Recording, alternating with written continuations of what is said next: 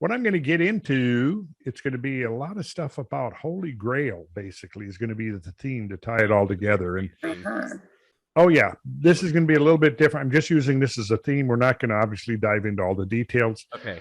But the idea of the Grail as a, restorative medicine, the universal medicine to restore the wasteland. And I think with all the shit that's going on now, boy, we need something. We need some kind of an antidote. Yeah. To the stuff. And I think that the most important thing that has to happen is that Americans need to really come to their senses and realize what's being done around the world in our name. Because we don't know. We're for the most part. Not that you can't find out if you dig, but most people aren't digging, so they don't know. And so we're, really going into Cold War 2.0. And we were lucky to get out of Cold War 1.0 intact. So we need some truth. We really need a big dose of truth right now about what's happening.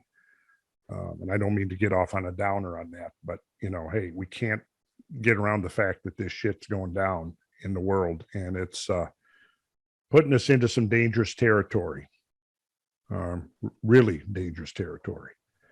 And I think that there's a solution out there.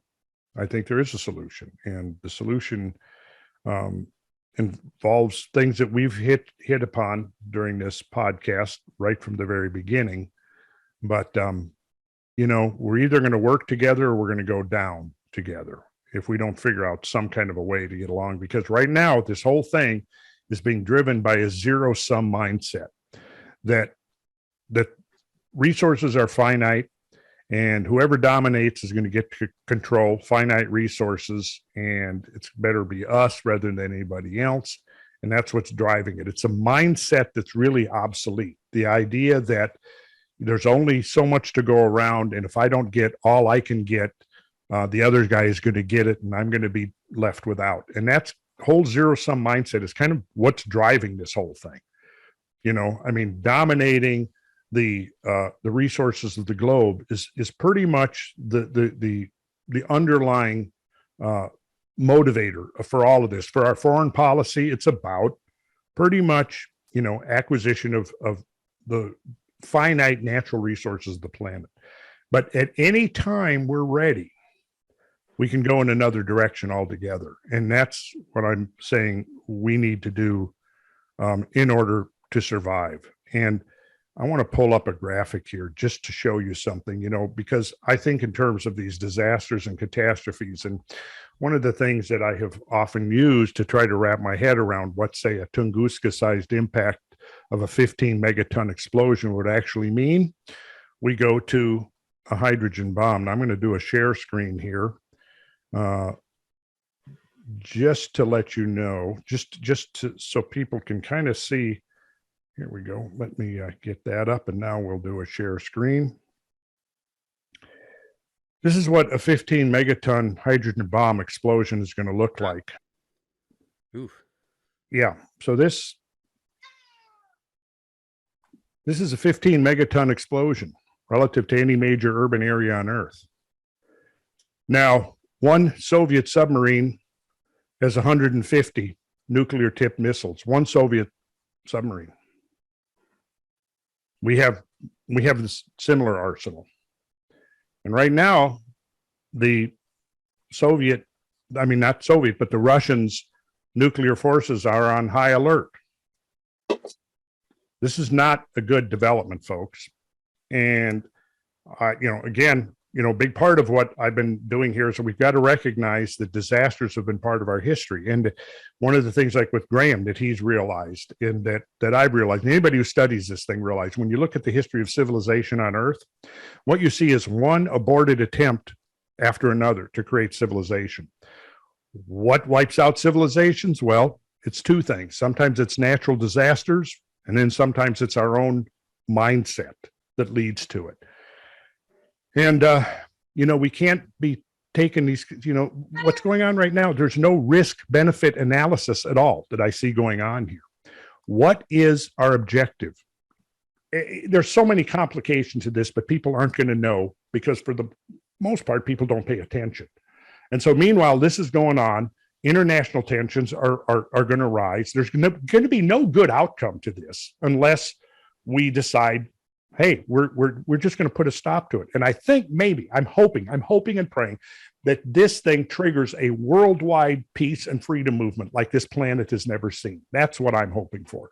That people realize, look, what these oligarchs and elites are doing is threatening our whole planet.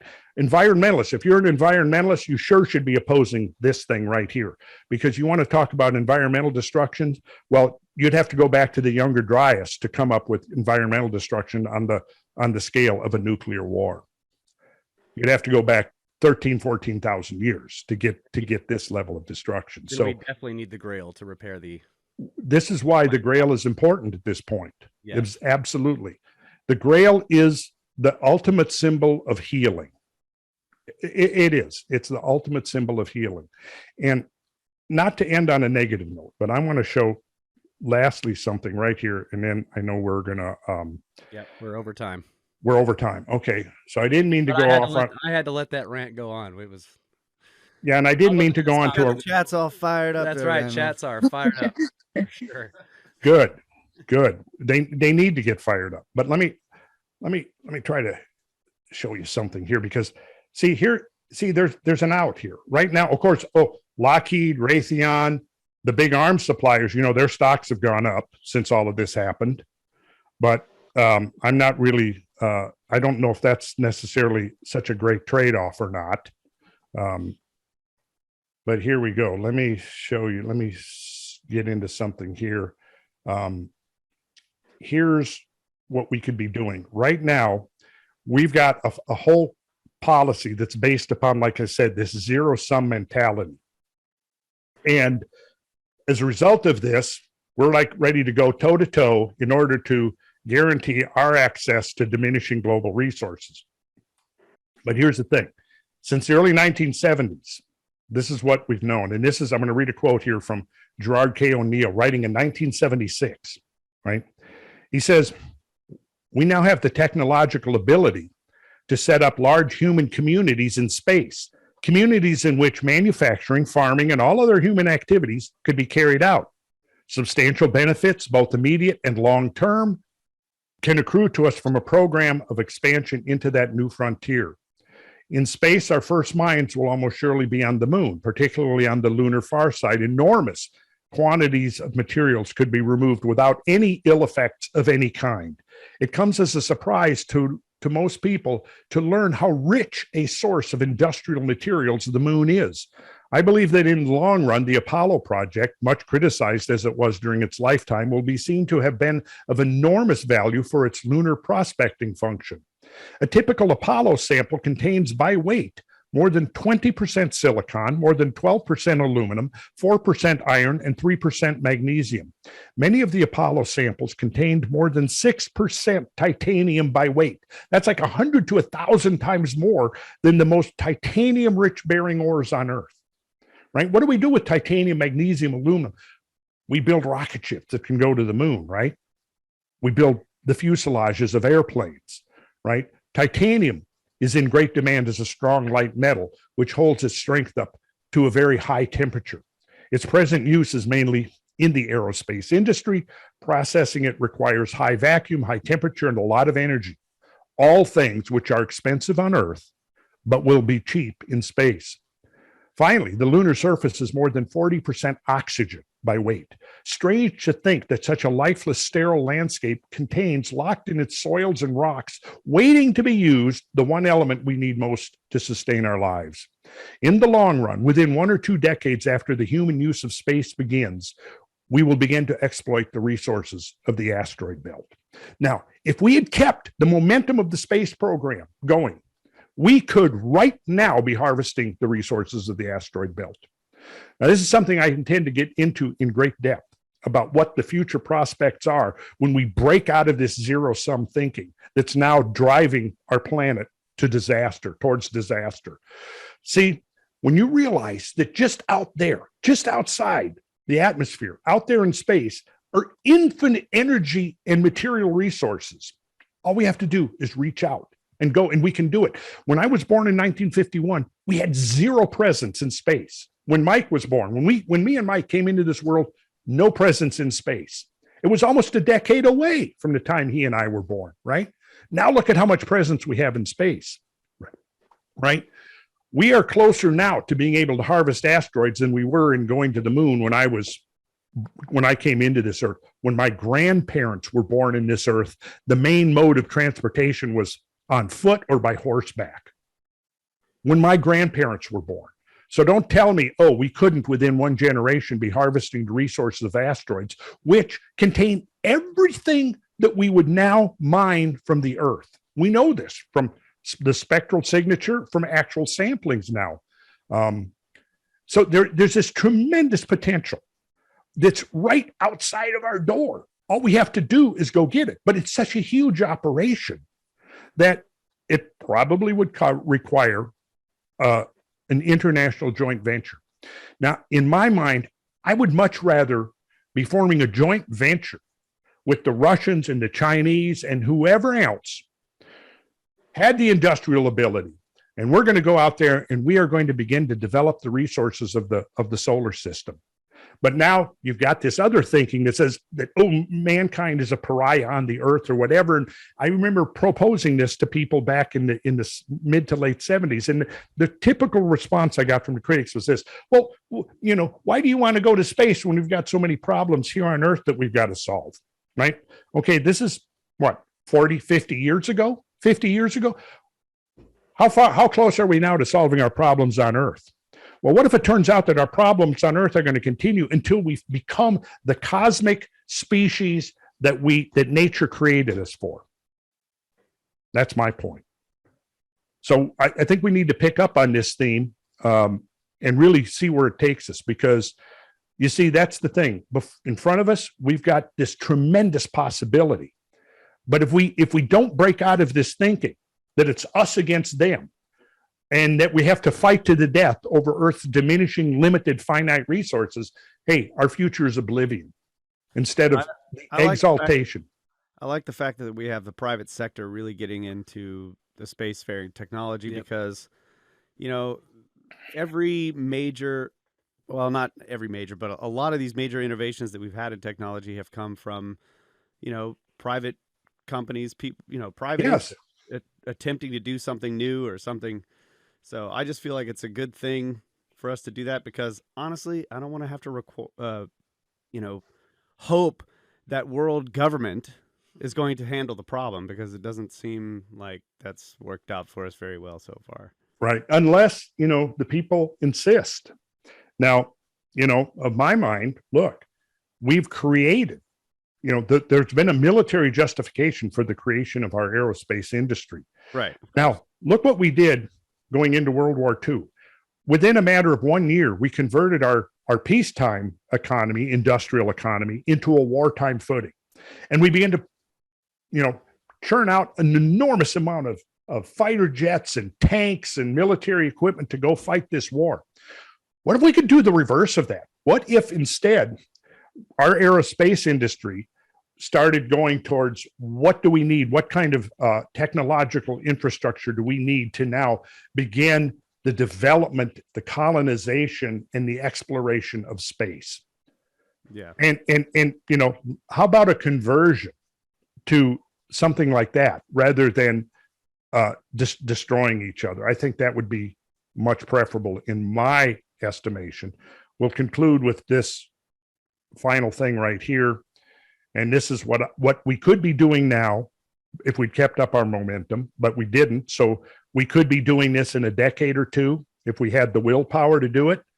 This is, check this out, docking with a potential Earth impactor. Now, this Earth impactor might contain trillions of dollars worth of resources. International teams surveying asteroid for precious metals, hydrocarbons, water, or other resources. International team. Now, to me, this is a much more hopeful future than our so-called leaders right now, the future that they're preparing for us.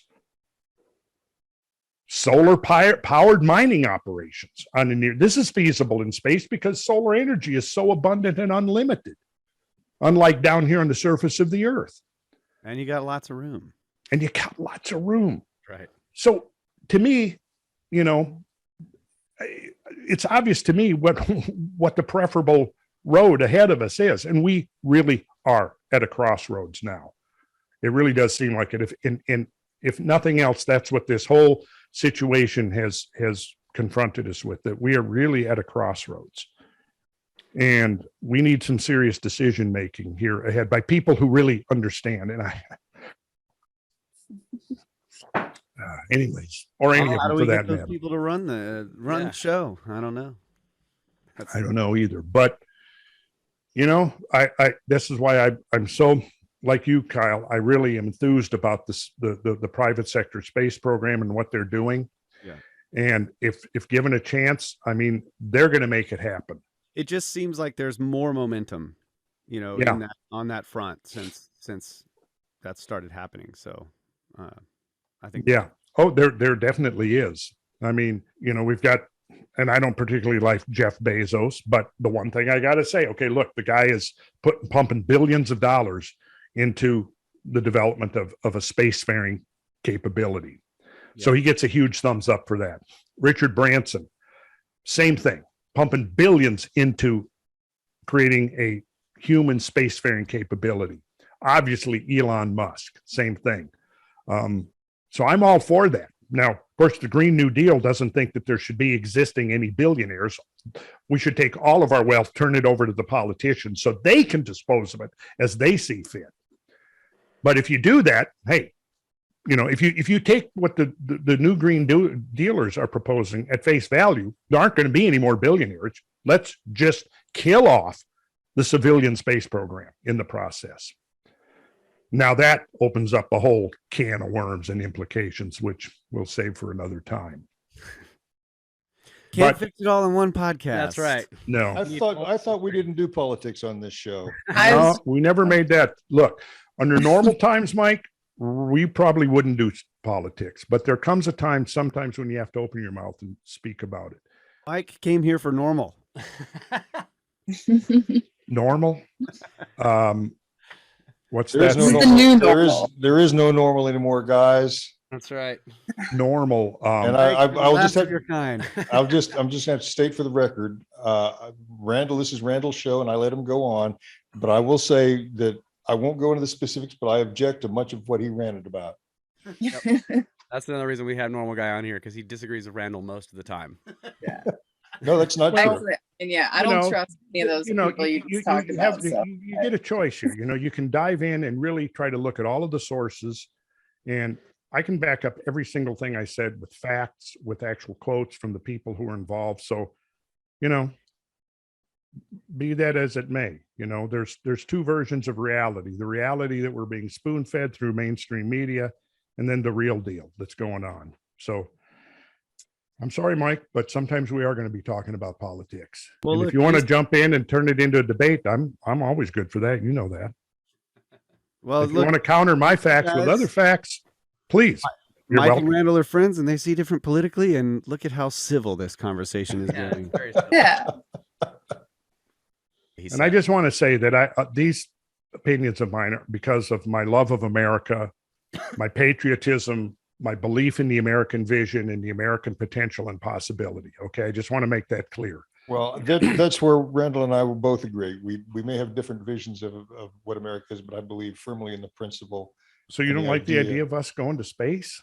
Well, I love the idea of us going to space, but you know, I keep listening to your libertarian fantasies, and I think, oh my God. This country was founded on libertarian fantasies, Mike, and it succeeded unlike any other nation in history based upon those libertarian fantasies. So all right, I rest my case. We ran out of time, so let's, Yeah. You guys can argue off air. all right.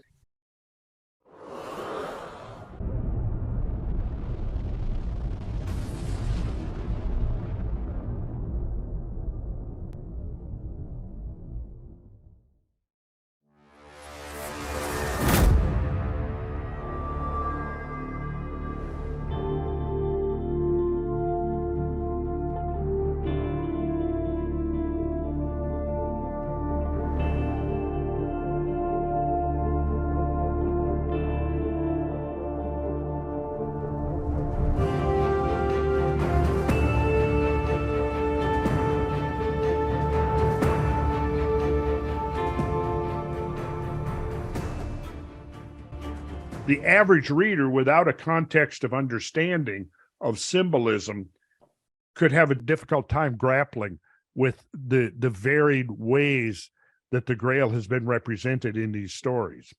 What I'm trying to do, though, is to show that these are all different components of one system. I even use the word a machine or a technology that have to be integrated as a whole. And I got this great quote by one of the modern Grail scholars, John Michel, who really was the person, it was his writings, I think, that most inspired me to dive deep into the Grail tradition. Here's one quote by him. This is from the book 12 Tribe Nations and the Science of Enchanting the Landscape, written by John Michel and Christine Rohn. The legend of the Grail is the Celtic version, with particular application to Britain, of a universal theme concerning something which has vanished and must be found or invoked again for the redemption of life on earth. That really encapsulated what I think is the inner meaning of the Grail tradition. I look at it this way. I think it represents a great secret, which is laying hidden now for almost 800 years. Now it's time for the Grail to reveal itself. And I hope that we can do a little bit of that, peeling back the veil, to pierce the veil a little bit and see what's been hiding behind the veil.